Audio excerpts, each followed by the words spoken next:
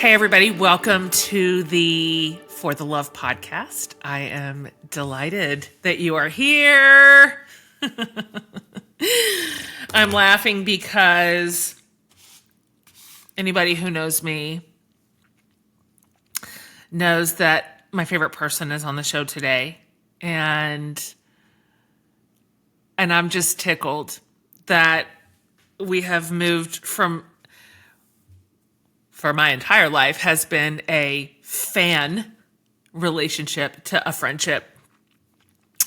And I was just telling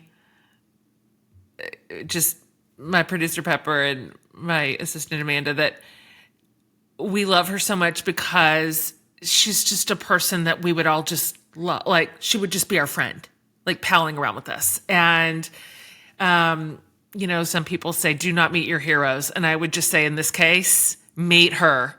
Meet her. You will love her more in person than you could ever have imagined. So, okay, duh. We have a legend on the show today, truly. She is a country music icon. She's a New York Times bestselling author. She is an Emmy-winning chef. I'm not even joking. She's a philanthropist, a businesswoman, and really just an all-around national treasure. And then, ridiculously, she's also now my friend. You obviously know her from her pinnacle, genre defining hits, like She's in Love with the Boy, right? Walk Away Joe. How Do I Live? My personal favorite, This Song Remembers When. That was the soundtrack of my life and yours. But today, Trisha Yearwood is here to talk about a new album, but it's not just a new album. It's a whole new kind of project. It is deeply personal, and it is her upcoming album called The Mirror, which marks the first time in her 30, almost 5-year music career that she has co-written every single song on the whole album.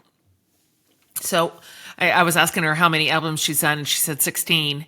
And she didn't do any co-writing on any of the first 15. And yet here on this album, she has co-writing credit on every single song. And so we're going to talk about that because that is a huge, huge change as a creator and as a performer and musician and artist. And so I love this. And so we're going to talk about what that process was like, what this moment in her life means, and this impressive way she just keeps reinventing and growing and shifting and changing as her career just continues to flourish. So she's funny.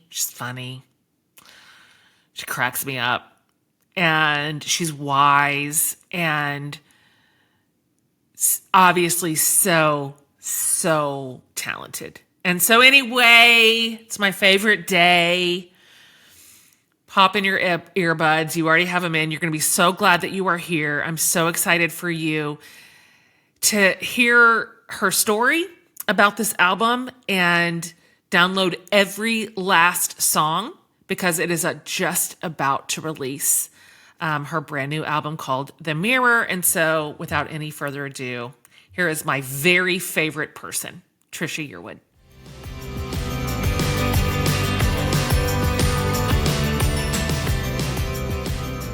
Okay, welcome back to the show. I'm just as happy as I could be to see you.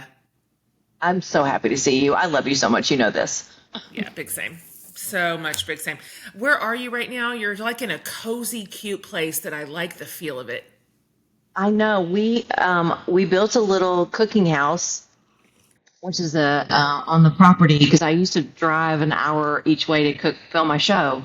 And we built this little place to film in, and then now we're not doing the show, so that's cool. But it's so peaceful, and there's just woods out here, and it's just quiet, and it's wonderful. Can we we're about to get to The Mirror, which I'm obsessed with. can we talk about food for just a sec?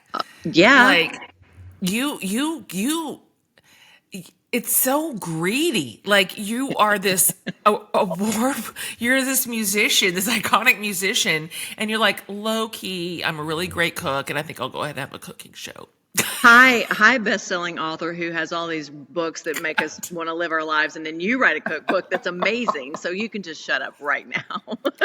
We both love food. It's our weird little side gig. It's the love language. We love feeding people, and that's Yes. why I love that. That's what you named your book, is Feed These People, because it's like, it's the thing we do, and we cook very similarly. I'm a home we cook. do. I'm not a chef, and I think keep it simple. So I just love it. It's very therapeutic for me. It's cooking makes me really happy.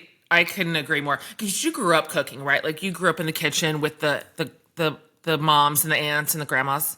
And they were all the cooks, really. I mean, I was the girl who was setting the table or cracking the ice out of the trays, and I sort of learned a little bit through osmosis. But what I loved about it was the community of women, my mother and my grandmother and my aunts and my sister. And so it really wasn't until I moved to Nashville and I was 19 and I was living in an apartment and going to college, and I was like, oh my gosh, I can't cook my mom's food and I miss home. And I remember calling her in tears, and she's like, make potato salad. It's got 4 ingredients. Here's how you do it. And it kind of changed my life, because it was like, I cried because A, I could make it, and B, it made me feel like home was with me. So that was the definition of comfort food, and it just never stopped from there. Did you like doing your show? Was it fun? Yes. Or was it stressful? Well, yes. Or maybe both. Yeah. Because, Because, you're the quarterback of the team, and you bringing in people. I brought in mostly my friends who are not used to being on camera. So my job is to make them comfortable. You've done this yourself, and you, and so you have to remember, you tell them, you don't have to remember anything. I'll remember everything. And they're like, oh crap, I have to remember everything. We don't have a teleprompter. We don't have a script. Yeah. And so it's really just remembering the ingredients. And, what I learned is people don't, if I miss that it's a quarter teaspoon of blah, blah, blah, it'll be, they can go find it on the internet. And we're going to do the show again. For anybody who's like, why aren't you doing the show anymore? COVID sort of shifted everything. And we decided to kind of take a minute, and we're going to kind of do Trisha's Kitchen 2.0, and that'll be coming. Oh my God, Trisha, you just dropped that so casually. That's so exciting. I mean, just in my spare time. And you are going to have to come cook with me. Oh my God, let's cook together. We'll have the best. I can't even remember teaspoons. I know how to chop. So I'd be an excellent sous chef for you. We got this. Oh, I'm so excited to hear that. I don't think I've ever not seen one of your episodes. I think I've seen them all. And I loved your show so much because we cook similar. We have a similar point of view on food. We're not fussy. Right. Anytime you're like, kind of about this much, I'm like, that's exactly it. Just pour however much this is. Right. And it's so fun to see you and your sister. She's the best. She's the best. She's the best. And I remember when we first started doing the show, and I would my mom always said, don't crack the egg in the mixing bowl, which I do because I'm lazy, and shell would go in the bowl, and they were like, oh, we can't show that you make a mistake. I'm like, no, we have to, because this is life. This is, sometimes you drop the egg on the floor. This is what happens. And so we started showing outtakes, and we were like the first show on Food Network to show outtakes, and people, they're my favorite part of the show. It's like, it's real. Oh my gosh. They're the best. It's real life. The bloopers at the end, even when you're talking to camera and one of you just cracks or you don't know what you're saying and it just goes into a word salad and you burst out laughing, is the best. Because that's how normal people are. And so I'm delighted to hear about your cooking show. Thank you. Is it next year? I'm hoping so. Sorry, I believe so. Okay. Yeah, that's the plan. That's exciting. Give the people what they want, damn it. Yeah. I'm just going to get through 2025 first. Then let's talk about that, because you are in the middle of an album launch. And of course, I understand that I have geared my algorithm to be Trisha forward. I get that. But I'm just everywhere. I just see you everywhere right now. Releasing an album, I'm realizing, has a similar cadence and pace to releasing a book. And it is a lot. And how are you doing? How are you holding up? I'm really good. It's so funny. The day we were supposed to talk was a full day for me. Yeah. And I had taken, like, I had been in New York for the 4th to do that TV show. And so I just, the next 2 or 3 days, I didn't do anything. I was in my pajamas for 2 days and I was like, okay, I'm rested up. And Monday wore me out because I had rested so hard. It was like, I was like, I don't need to take that much time for myself. So there's a lot coming, and but it's all I'm so excited about it, and so I'm actually doing pretty good. In Ask Me the week, album release week, I'm actually getting my hand, like, I used to be able to sign 1 million autographs with no problems, but now that I'm a little more mature, my hand doesn't. So I'm doing like dry needling and I'm massage. I'm prepping for this, so I'm hoping it's going to be good. I am just taking such an interesting note from you right now. I have garbage hands. I have a hand problem, and it never occurred to me to like work out my hand for the signing season. Right. I've never done it what are you saying you're doing? Mike, what'd you call it? It's called dry needling. Have you ever had acupuncture? Oh, yes. So it's the same needle, but instead of going into the Chinese meridian, it is your muscles. And so, and I will just tell you that I pre-signed a bunch of, we did a lot of pre-signing. And so I had to sign like 8,800 inserts, and which I did. But by the end of it, I'm like, man, I'm really feeling tense all the way up. So when I went to get dry needled, I'm doing it again tonight. She says, yeah, the muscle goes all the way up into your armpit. So she started with a needle in my bicep, and that was interesting. And then the joint here, and then the thumb. Yeah. And this is what I learned as we age. The 3 joints that degenerate first are our hip and our shoulder and our thumb joint right here. What? I had no idea. So I did it, and I feel so much better. And so I'm going to do it again before the season. Okay. Sounds like old lady stuff, but it's really pretty amazing. Dry needling is your friend. Listen, the old lady stuff is how we just keep it together right now. You know what I mean? Yes. It's how we're so fabulous. Dry needling is like if someone massaged your shoulder blade that's hurting for half an hour, they'd never get as deep as a needle can get, like that. Yeah. And you get instant relief. It's amazing. This is brilliant. This has me thinking, what can it do for the rest of my problems? Like, I do my whole body. Yes, do your whole body. I do my whole body. I do it for TMJ. Hi.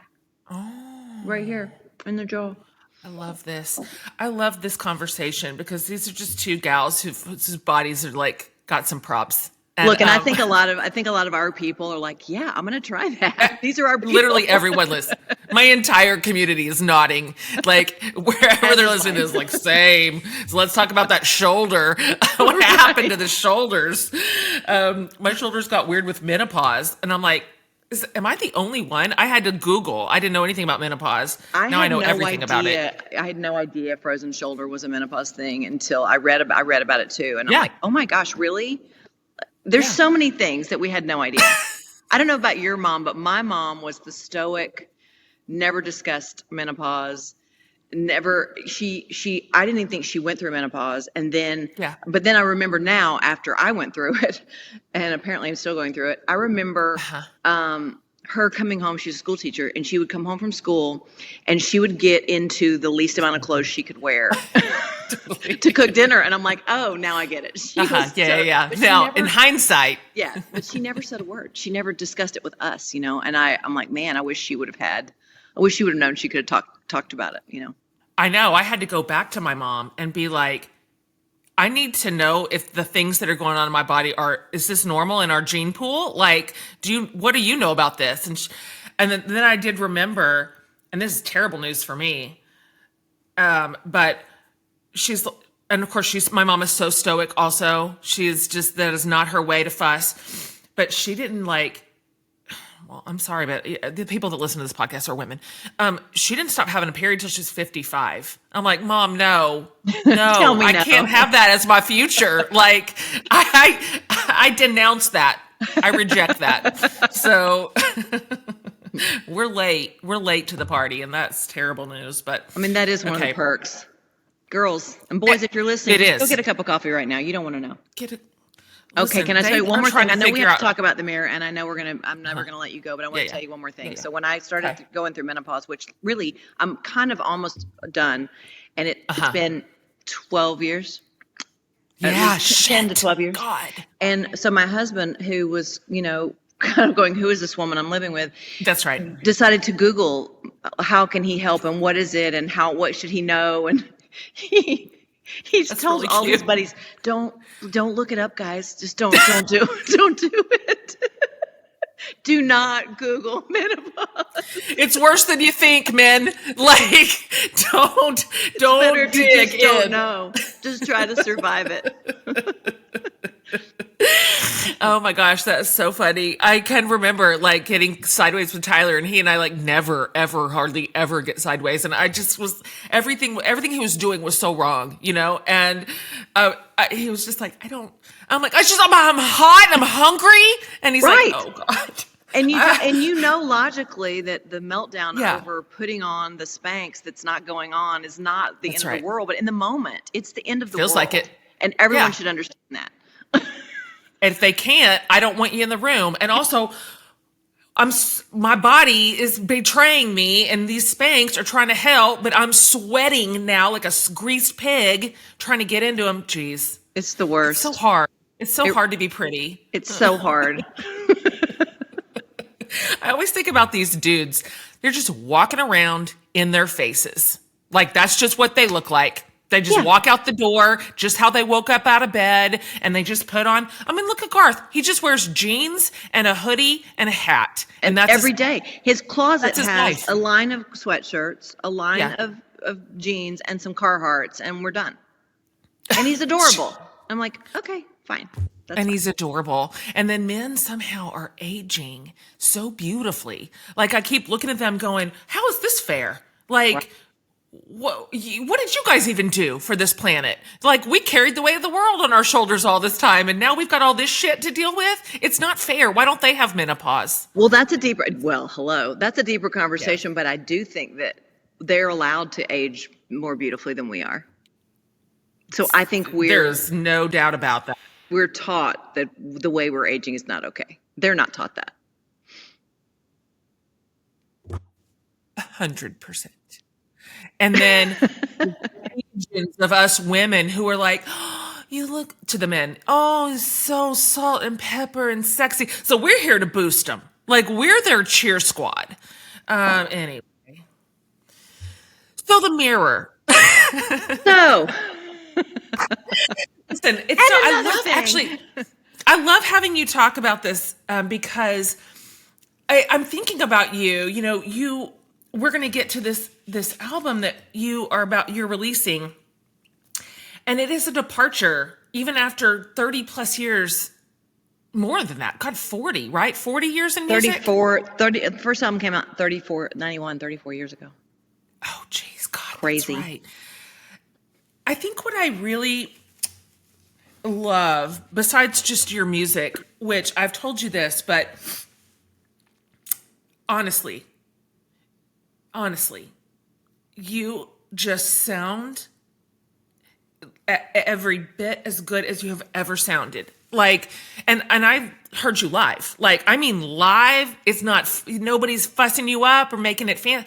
It's stunning. And I'm watching you right now. You just keep doing these interesting reinventions. And I'd like draw so much courage from that and inspiration from that. And I mean, even when we were talking about food a minute ago, you were like, I'm going to add this whole layer of work to your life too. Cause then you didn't just do it on the side. Like, well, I'm just cooking dinner. You made a whole show out of it. That's people's whole jobs. That's their only whole job. And you added it onto the jobs you already have. Yeah. And so I think I'd like to hear you talk, first of all, about what it is inside you, or what are some of these core values, or what is it that the way you have decided to posture yourself in the world makes you so open to just reinventions? Because even the mirror is a bit of a reinvention. We're going to talk about it, but you're a co-writer on this one, first time. Yes. So I love this because everybody in my community is like our age. And Right. so we're all sitting here going, what does this decade mean for me? What could it mean for me? Yeah. I think for me, I don't know. I think there's a there's an inside thing with me that is undeniable, that even though I think I'll say, well, I'm just not that confident, or I had low self-esteem growing up, or whatever. But there's something in me that really believes in me. It has to be, or I wouldn't be I sitting here love doing these things. that. I And just got I had goosebumps. parents who had no clue about any of this. They were, my dad was a small town banker, my mom was a school teacher in a very small town, but they believed they wanted their daughters to be happy, and they wanted us to, and they told us we could do anything we wanted to. And I think, even though it wasn't like every day we woke up and we had some like pep talk, but it was just instilled that you are valuable and you can do whatever you want to do. So I never thought, even when I was living in a 2,000 person town, I'm like, well, somebody has to get played on the radio. Why can't I get played on the radio? So And I good. just, and so I didn't also know the rate of failure in the music industry, Sure. which is great that I didn't know. And then I've never been a person who, if you ask me, where do you see yourself in the next 5 years? I've never been able to answer that question. I just know that I'm open to the opportunities, and the things that I've done that have beyond music. I didn't grow up going, I'm going to have a cooking show, or I'm going to have a furniture line, or I'm going to, Yeah.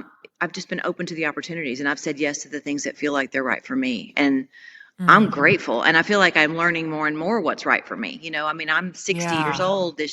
I'll be 61 this September. I think that I have gotten to a place where, you know, there's a song on this album called So Many Summers. You only get so many summers. How do I want to, do I want to spend the rest of my life going, well, I don't want to do that, but people will expect me to do that. That's kind of not where I'm at anymore. I'm like, man, this is it. So I'm going to make every choice based on what I think is right for me. God, I love that so much. Is it possible to like drill down into what you have learned just in general terms? I can tell that these are the things that are no longer for me. Can you identify like what those are? I think the biggest thing, well, there's a lot of things, but I think one of the biggest things is being okay with saying, that's not for me. I mean, I'm a little Georgia girl, small town people pleaser, Totally. and doing what's expected. And it's why there's songs on this album that talk about, like, when I was younger, if I made a mistake, I just pretended it didn't happen. I just didn't acknowledge it. And it's like, oh, well, I just pretend I was never married. I had friends who didn't know I was married before. I'm like, it was in the tabloids, but I just didn't discuss it. And I finally got to a place where I'm like, yeah, these are my choices. Some of them weren't great. Some of them were fine, and I've moved on or whatever, but I'm trying to own all of it. And that there's a piece in being okay with somebody going, well, that Trisha Yearwood, I can't believe, blah, blah, blah. There's a piece in that not making my stomach hurt anymore. I just don't, it doesn't bother me anymore. I sometimes it does, but I try for it not to. That's been my biggest accomplishment, is to be like, this is who I am, and I'm at peace with who I am. And I don't need you don't have to all love me. Totally. God, I same. I know. I mean, I feel that also, about you. I think that's one of the reasons I love you so much, is I feel I've seen your journey, and this book that's coming out. I know you're not promoting your book right this second, but it's so good because it's so, it reminds me of the Mirror for me, because it's so honest, and it's so like, this is who I am. This is my life. Yeah, it's so true. And, we've chosen forward-facing careers, which comes with a lot of blessings, and it comes with like a lot of excitement and joy and community and connection. And it also comes with a lot of criticism, and that whether we ask for it or not, it doesn't matter. And Right. so I'm also, big people pleaser. I'm an Enneagram 3. Like, I live for approval.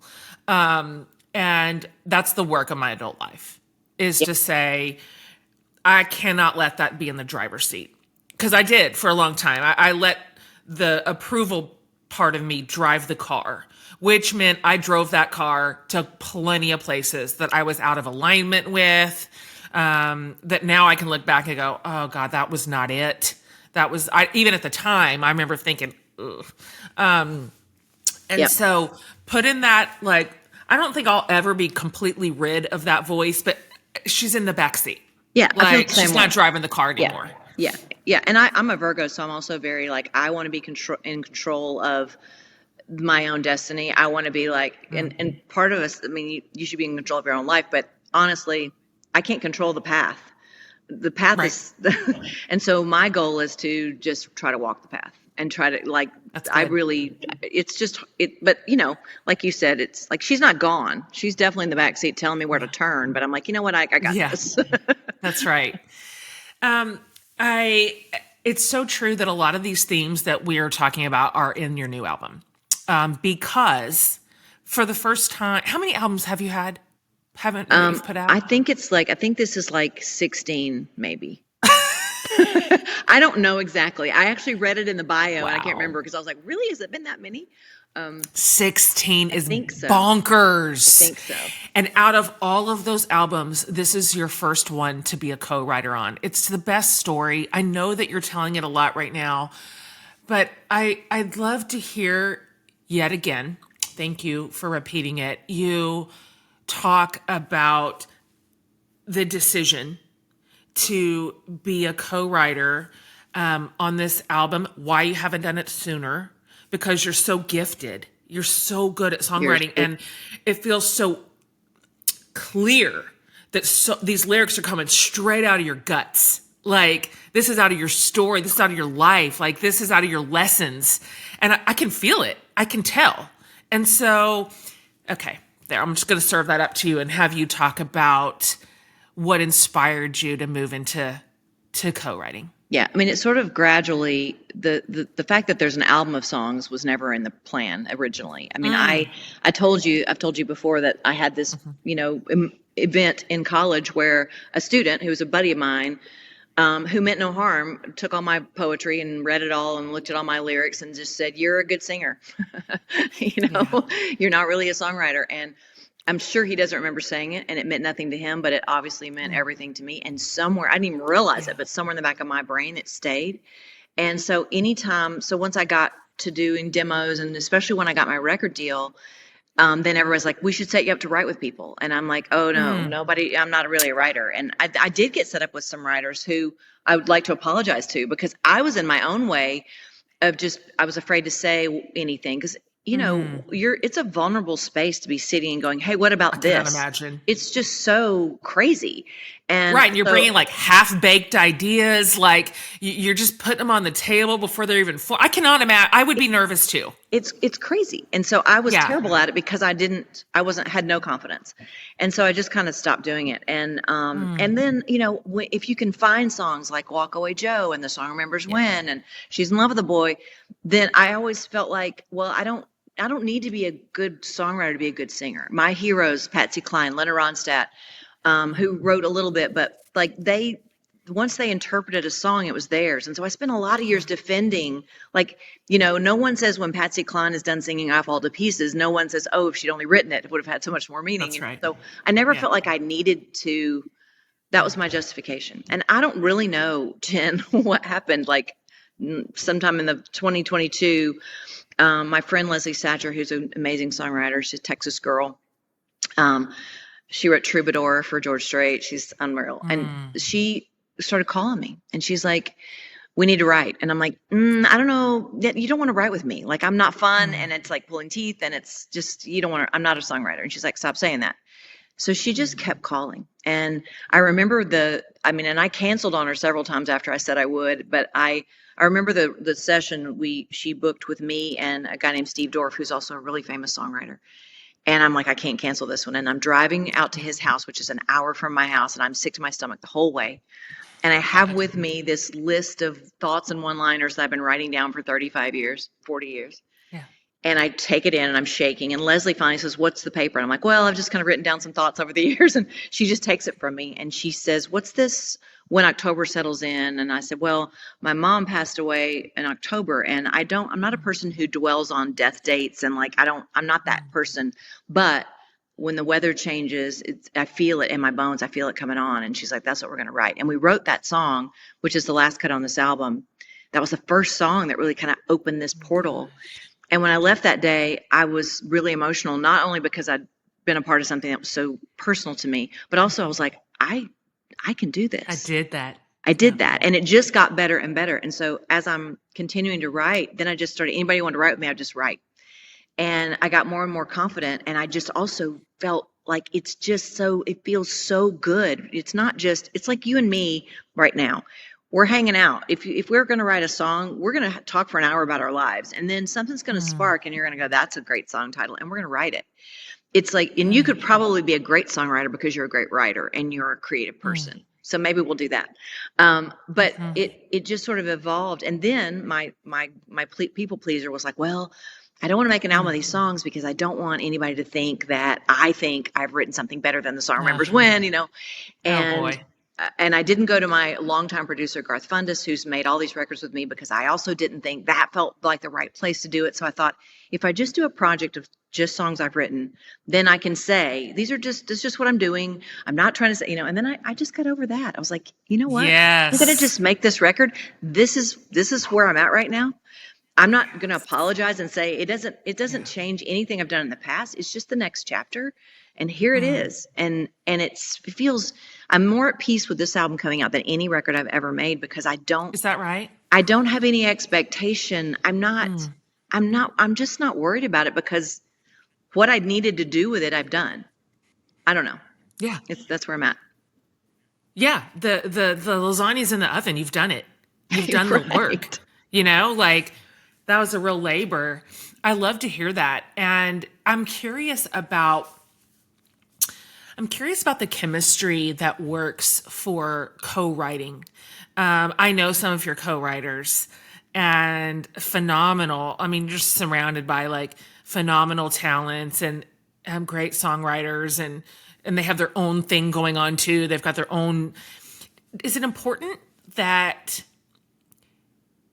What does that vibe need to be like? Like, is it important that you are friends, or does that not matter at all? Is it important that you have a similar point of view on storytelling, or is it more interesting to have real different types of people in the room? It is fascinating for me to think about a handful of y'all in a room writing a song together. It's so collaborative, and I don't know how it works.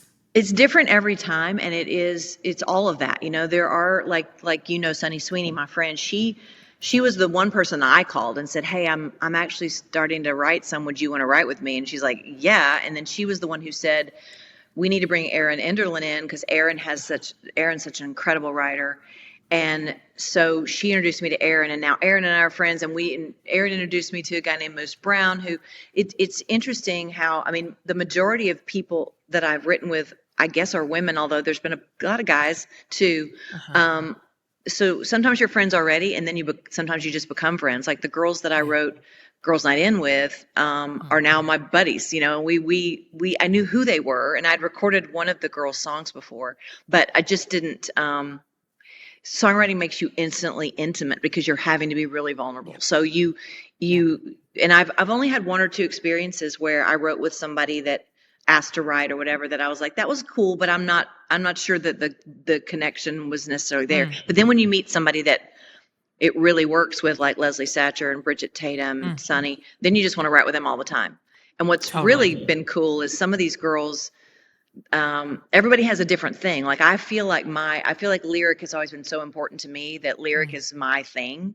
And then you'll have somebody in the room that plays guitar and comes up like my co-producer Chad Carlson has this groove, you know, for like songs like The Record Plays On and Fragile Like a Bomb, that you're like, oh, that's so cool. I would never have come up with that groove. And then some people have a real sense of melody that can just take it somewhere. So it's different every time, but it still blows my mind that you walk into a room with a blank piece of paper. You have no idea. You might even think you know what you're going to write about, and that almost never happens to be what you write about. And then you have a conversation about life, and then there you are writing some song about your younger self or whatever, you know. It's crazy. It's bonkers that all your brains conspire to do that out of a blank page. I'm so fascinated with songwriting and what it means to put creatives together and see what they come up with. Do you have I'm curious how long, by the way, did you work on the writing of this album? I would say that it was about 2 years Oh, of yeah. Okay. of constant writing, and I wrote every Yeah. week. And again, I didn't really start realizing I was going to make an album until probably the last 6 months of that writing, because I was like, maybe. And then, like, I live with a guy who's in all the Songwriter Hall of Fames, and I was like, I'm going to play you these songs, but please don't please don't tear me apart, because I just can't handle it. And he was so supportive and so like, these are good songs, you need to make a record. And so Yeah. the encouragement of my people kind of made me, ready to do it. And there's there were a lot of songs that I didn't record for this record that I wanted to. So Yeah. Yeah. I'm still writing. I wrote something a couple of weeks Yeah. ago that I'm like, oh my gosh, I wish I wasn't done with this record. So I feel like now that that door is opened, I can't, Yeah. I don't even want to close the door. I'm in Ah, it. I'm just oh, in it. I love that so much. That is so awesome. That reminds me of something. I was having a conversation a few weeks ago with a friend who does, some degree of writing, but not as her central thing, kind of as a side thing. And she was just like, there's nothing more daunting and overwhelming to me than like the blank page, the blank document that I pull up. And I remember sitting there thinking, there is nothing I love more than a blank page. Nothing I love more. Like when I just can open up a document and know I'm about to get to make something out of nothing. Yeah. And I'm going to write something into existence. Once you've got that juice, it's really hard to not want to have it. And I love to hear that you've caught the fever. And now you're infected. Totally. That's what's going to happen. 100%. You're just going to make your own. This is who you are now. Was there a moment? I don't know if a moment is the right word. I think what I'm curious about is maybe was there a specific? It could be as broad as a song, but even more narrow as like a lyric or a phrase or a bridge or a hook that you came up with on one of the songs on the Mirror that you're just like, that was a banger. Like, I really, really, that came to my brain and I was like, yes. I don't know. I feel like it's funny because there's a joke among songwriters that you go through and like, well, I wrote that word and I wrote that word. And so you joke about it because it's like, nobody really wants to say, well, that was my line. Although we all want to say, well, that was my line. The one that comes to mind that really sparked a song that I didn't know was going to happen the way it did, that I loved, is Fragile Like a Bomb. And that was because we were talking about somebody in our lives that we love that is just the person she's with doesn't see the glory in her. And I said, that Ruth Bader Ginsburg phrase, she's not fragile like a flower, she's fragile like a bomb. Yeah. And my co-writers were like, Melissa was like, I'd never heard that before, and we should write that idea. And so that whole song, which I just love, there's lyrics in that song like, you're a one-trick pony, she's the rodeo. That was not my line, but I love that line so much. And it's it's like, so that was one that I felt like, wow, that one phrase sparked this whole cool song that I never would have been able to write on my own. That is so fun to hear. Like how that one idea it just carved out a path in the forest. Like, okay, this is what we're doing. We're heading this direction. This is the lyrics kind of rise up to meet it. That song is so good. The whole album is so good. And your first time out to play this in a live setting was in Austin.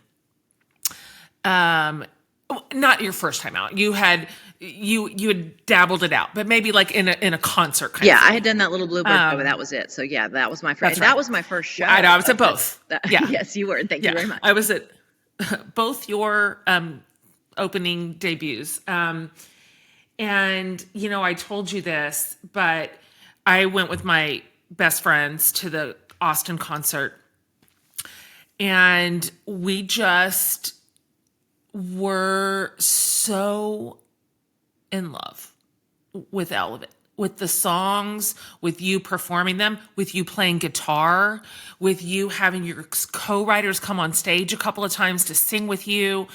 But mainly just with your performance of the new, and of course, we love the old stuff. Are you joking? I could be your backup singer. I know every word and every note. But it was so powerful, and I feel like I'm obviously leading the witness, but I'd like to hear you talk about how writing your own music in collaboration with your pals, how did that feel, if different at all, in a performance setting? Yeah. I'm curious. Yeah. Well, first of all, normally when there's a new album coming, I'll do whatever the single is, and I'll do maybe one other new song, because people do want to hear the songs they grew up on, the songs that they know how to sing along with. I'm the same way when I go to a show. I want to hear all the stuff. You want to hear some hits. Yeah. Exactly.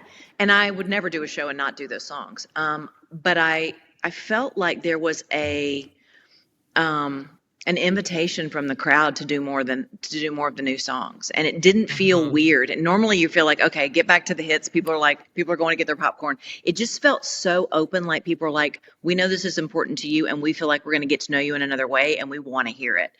And to see reactions from people in the audience on a first listen, so it's a little different. And I don't feel like when I sing the song Remembers When, which is, I know, one of your favorite songs. It's one of my favorite songs I've ever recorded.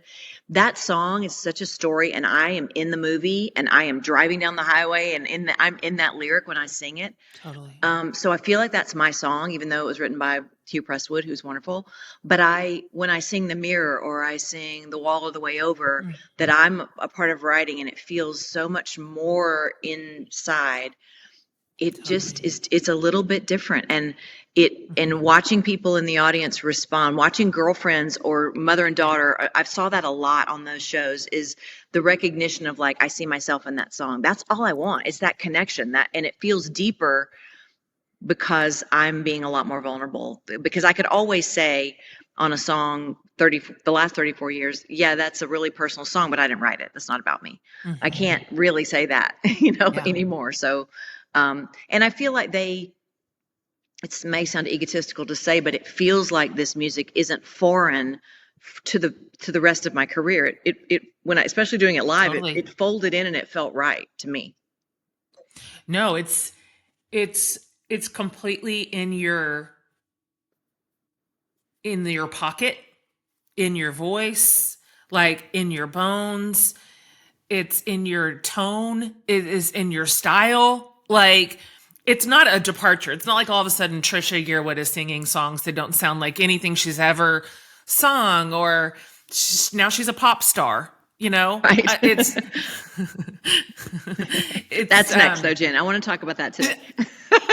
Talk about reinvention. I'd like to see it. I don't think anyone would. It's so good. I can't wait for everyone to hear it. When we were in the Bluebird, and so, for those of you listening, Bluebird Cafe is kind of it's an iconic, teensy tiny little cafe in Nashville where essentially every person ever has performed, right? I mean, pretty much, yeah. Everybody who's gone through there, yeah. Yeah. And so Trisha was there with maybe 3 or 4 of her co-writers and her musicians, but it's all just kind of acoustic, and it's in the round. And so there's maybe 50 of us in there. Yeah. I think, yeah. I think it's very small. Yeah, very small. And so Tyler and I went, and this was before, you had been out on a big stage yet. And so we were hearing those songs for the first time, and I just, Tyler would confirm this. I just kept reaching over to grab him, and I'm like, that's a hit.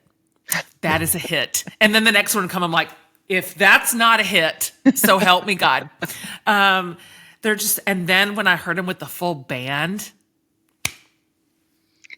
My favorite line So from you, good. which is probably going to have to be a t-shirt, is when you said, you pump your own gas, girl. I was like, that could be a t-shirt. That song. That song is fun.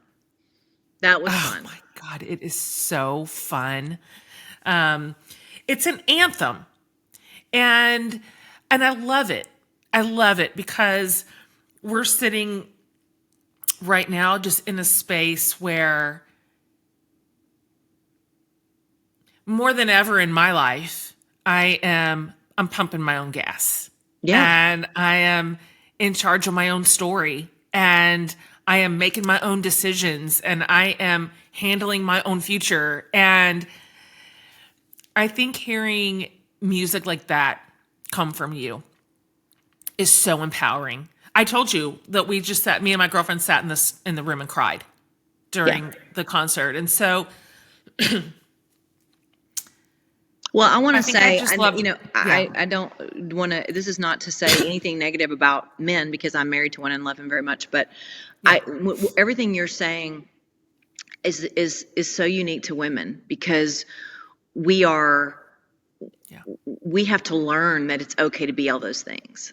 For some reason, we are, a lot of us from a young age are kind of taught that we don't get to write our own story, and we don't get to take control. And if we do, then we are called something else, and all the things, so That's right. It's kind of stepping into your own power and realizing that you're in charge, and you get to decide what the truth about you is and how you want your life to be. And you empower that. And it feels so good to be like, I'm not trying to be like, I'm just saying, we're all just trying to get through this. We're all little drops of water trying to get where we're going. And I'm just trying to figure out what's the best way for me. I love that. And on that note, that is what people can expect out of this album. It's what they can expect out of a live performance of it. What's the tour situation? We did a handful of tour dates, and I just kind of wanted to see how it went. And I was non-committal because I'm like, I don't know. We're trying to do some more in the fall. So I think there'll be some more in October, but just another handful. And then really it's going to probably be 26 before I can go out and actually do more shows, So, but I had so much fun, and I'd like to do it. I did that last tour with Aaron and Sonny. I'd love to go out and take a couple of other writers out and do showcase some of those guys and girls too. So there'll be more. That's perfect. You can just fit it in between filming the cooking show. Yeah. It's fine. That's what somebody can manage your calendar. You can do it all. No big deal. No big deal. I want to do it all. Don't you feel like there's just that you want to do so many things? And no.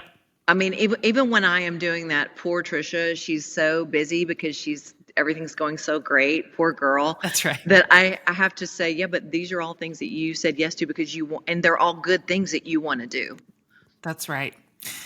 It's the stuff that if you would have told 21-year-old me and you, these are going to be the things you're going to be doing in 2025. Just absurd. Absurd. Dumb. I would have said no way, especially about the songwriting. I knew at 5 I wanted to be a singer, so I always believed I would be a singer. But if you would have told me 5 years ago I would be talking about an album of all original songs, I would have said, nah, that's not happening. I'm not really a writer. Love it. We love to see it. All right. The album is about to come out. And so where's the best place for folks to get it, to hear it, to listen to it, to buy it, all of it? Well, it's we did do vinyl. Apparently, the kids today don't always make a full album, but we did.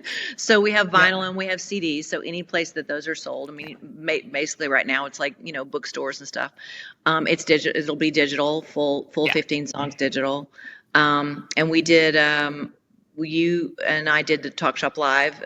They've still got them. So there's a lot of places, and you can go on. I mean, Trisha Yearwood on every .com and every social whatever. There's a million ways. That's one of the reasons that I did this album with. I signed a record deal for the first time in a long time with Virgin Records, who's Universal, where I started, and that's why you're seeing me everywhere. Is because I just want as many people to know about it as possible so that they can make their own decision. But I felt like this music deserved a chance to get out there as much as possible. So we'll see what happens.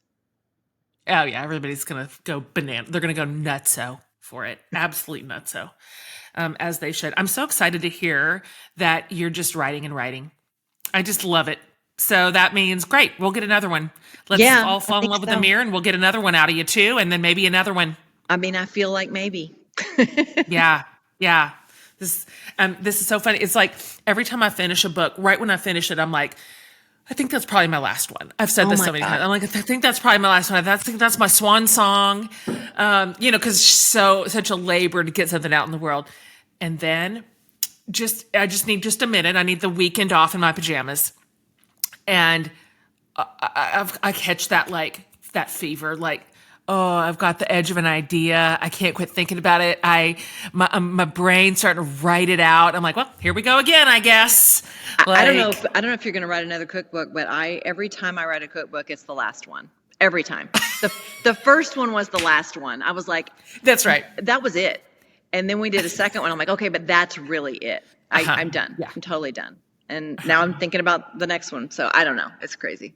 But that is true. That is how it goes. I never felt that way about music, though. I feel like as long as my voice works, I'm going to sing. And when it's stopped, I'm hoping someone who loves me will go, honey, you've had a good run. You need to stop singing. It's over. It's not yet. It's not yet. Good. I'm telling you that right now. Thank you. I go back and listen to early recordings, and I like where my voice is now. I like the maturity in my voice. I mean, I'm sure it does eventually. I don't know, though. I know women in their 80s who are still crushing it. So I'm just, you try to keep yourself healthy, and if you it's a muscle, so you just got to keep working it. Yeah. Listen, Willie's still out there doing it. Willie's in his 90s. Sure is. Cher's doing it. Cher's doing it. She sure is. And speaking of a flip and a reinvention, the haircut is real cute. This morning was the first time I tried to actually do it myself, and it's so cute. I don't know, but I am liberated. I know when you cut your hair, didn't you just feel liberated in a way? I had long hair for 15 years. Like it just felt, I was just like, I just couldn't quit doing this. Like just a little. That's what I'm doing. I can't help myself. I know. And I told you this a couple of days ago when we were malfunctioning. I'm like, look, if we just want long hair, we'll just put some on that day. Yeah, we'll just it's clip not hard. some in. No big deal. Clip it in. No big deal. I will have long hair again, but I won't have to wear it every day. I can just take it right out. Leave it on the counter. Okay. Everybody listen, we're going to round up all of this for you. So we're going to round up links to everything so that you can immediately get this music, and you can just write us both and say thank you, because that's how you're going to feel about it. This is like, so many of these songs are roll the windows down, turn it up, belt it out like down the highway. That is the vibe. So many of your songs, when they're not making me cry. So it's you've got a dual energy that is amazing. Thank you. And look, it's singing them, especially that first night in the Bluebird that you were at that show, singing them in front of people for the first time was really emotional for me. And I'm not really a big crier. I'm not that. Yeah. I'm not like a, just an emotional whatever, but it was hard to keep it together. And recording was like, because there's just so many emotions. It's like, you're really doing this thing, and it just overtakes your entire body. And I'm also learning to go with that. Like, that's okay. Like, if you need to lose it and just cry your eyes out, do it. It's fine. That's fine. The rest of us in the audience are doing it. So why not you? Let's all cry. Like, it's fine. Listen, menopause has released the dam. So we have feelings, and we're here to let you know about it. We can't feel our frozen shoulder, but we can feel the rest of it, damn it. Totally. Good. We've closed the loop. Perfect. Great callback. All right. Hey, thanks for coming on. Per usual, I'm always so delighted to see you for absolutely any reason. Same here. And I'm really excited for this album to be out in the world. I just know it's going to be a wild, insane success. Thank you. People that I love, which is, you are in my circle of people that I respect and love so much, and the way you have supported me in this project means the world to me. I just thank you. Just thank you for loving it as much as I do. Trisha, get serious. I would just walk behind you and carry your purse. So I would walk behind you and enough. Carry your purse. Maybe we should walk side by side and just carry our purses. Okay, that's fine. Let's just go shopping. Let's go shopping. Okay, thanks for being here. Love you.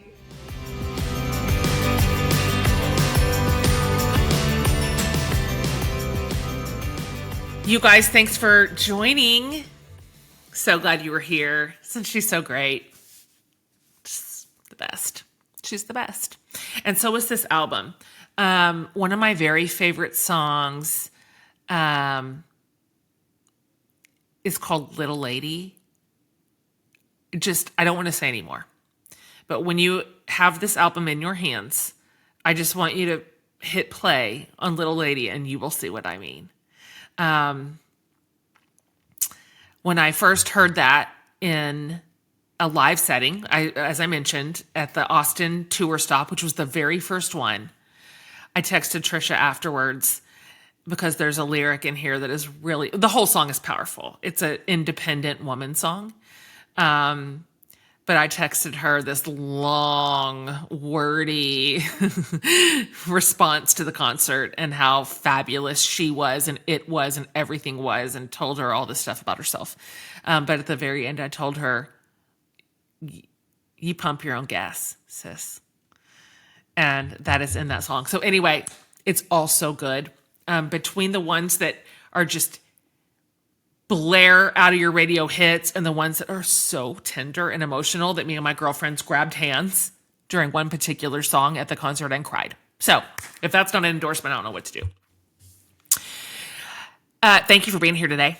Thank you for listening. Hey, if you go over to jenhatmaker.com under the podcast tab, first of all, we'll have this whole episode for you if you want to share it, and the show notes, a really easy place to share this with your folks. But you can also leave a message for us. There is a send voicemail button.